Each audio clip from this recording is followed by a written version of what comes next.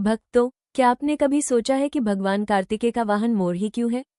क्या कारण है कि एक साधारण पक्षी भगवान के दिव्य वाहन के रूप में पूजनीय बन गया? इस कथा में छुपा है अहंकार के विनाश, भक्ति की शक्ति और भगवान की करुणा का अद्भुत रहस्य। आज हम सुनेंगे भगवान कार्तिकेय और मोर की वो दिव्य कथा, जिसे सुनने मात्र से मन में भक्ति और साहस जाग उठता है। तो भक्तों, मन को शांत कीजिए, भगवान का स्मरण कीजिए और इस पवित्र कथा को अंत तक जरूर सुनिए। बहुत समय पहले देवताओं और ऋषियों के लिए एक बड़ा संकट पैदा हो गया था। एक शक्तिशाली असुर था जिसका नाम था सुरपद्म। उसने वर्षों तक कठोर तपस्या की और अपनी तपस्या से उसने देवताओं को प्रसन्न कर दिया। जब उसे वरदान मिला तो उसकी शक्ति कई गुना बढ़ गई। लेकिन शक्ति मिलने के बाद उसका अहंकार भी बढ़ गया। धीरे धीरे उसने तीनों लोकों में आतंक फैलाना शुरू कर दिया। देवताओं के स्वर्ग पर भी उसने आक्रमण कर दिया। ऋषियों के यज्ञ नष्ट करने लगा और धरती के लोगों को भी परेशान करने लगा। हर तरफ भय और अधर्म फैल गया। तब सभी देवता मिलकर भगवान शिव और माता पार्वती के पास पहुंचे और उनसे प्रार्थना की, हे महादेव, इस असुर से हमें मुक्ति दिलाइए। तब भगवान शिव की दिव्य शक्ति से एक तेजस्वी पुत्र का जन्म हुआ, भगवान कार्तिकेय। उनके शरीर से तेज ऐसे निकल रहा था जैसे हजारों सूर्य एक साथ चमक रहे हों। भगवान कार्तिकेय को कई नामों से जाना जाता है, स्कंद, कुमार, मुरुगन और सुब्रमण्य। देवताओं ने उन्हें अपनी सेना का सेनापति बना दिया। माता पार्वती ने उन्हें एक दिव्य भाला दिया, जो अजेय था और अधर्म का नाश करने के लिए बना था।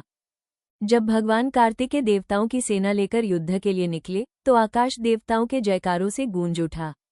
दूसरी ओर सुरपद्म अपनी विशाल सेना के साथ युद्ध के लिए तैयार था। युद्ध शुरू हुआ और वो इतना भयंकर था कि धरती और आकाश कांपने लगे।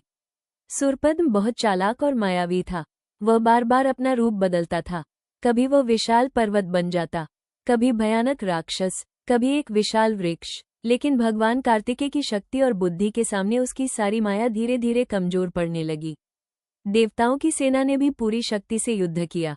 अंत में भगवान कार्तिकेय ने अपने दिव्य भाले से सुरपद्म पर प्रहार किया। उस प्रहार की दिव्य शक्ति से सुरपद्म हार गया। जब सुरपद्म को अपनी हार का एहसास हुआ तो उसका अहंकार टूट गया।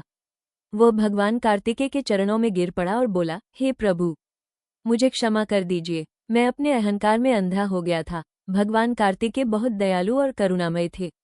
उन्होंने उसे नष्ट करने के बजाय उसे नया जीवन देने का निर्णय लिया।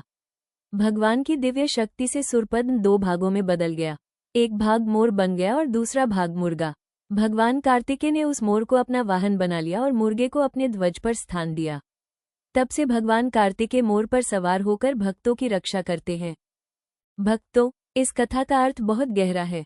मोर अहंकार का प्रतीक माना जाता है, लेकिन जब वही अहंकार भगवान के चरणों में समर्पित हो जाए तो वो भक्ति और सेवा का माध्यम बन जाता है। भगवान हमें ये संदेश देते हैं कि चाहे कोई कितना भी बड़ा पापी या अहंकारी क्यों न हो, अगर वो सच्चे मन से भगवान की शरण में आ जाए तो भगवान उसे स्वीकार कर लेते हैं। तो भक्तों, यही है भगवान कार्तिकेय और उनके वाहन मोर की दिव्य कथा। अगर आपको ये पवित्र कथा पसंद आई हो तो वीडियो को लाइक जरूर करें। और अगर आप भगवान और धर्म से जुड़ी ऐसी ही अद्भुत कथाएं सुनना चाहते हैं तो चैनल को सब्सक्राइब करें। इस कथा को अपने सभी भक्त मित्रों और परिवार के साथ शेयर जरूर करें ताकि अधिक से अधिक लोग भगवान की इस दिव्य लीला को सुन सकें। जय भगवान कार्तिकेय। हर हर महादेव।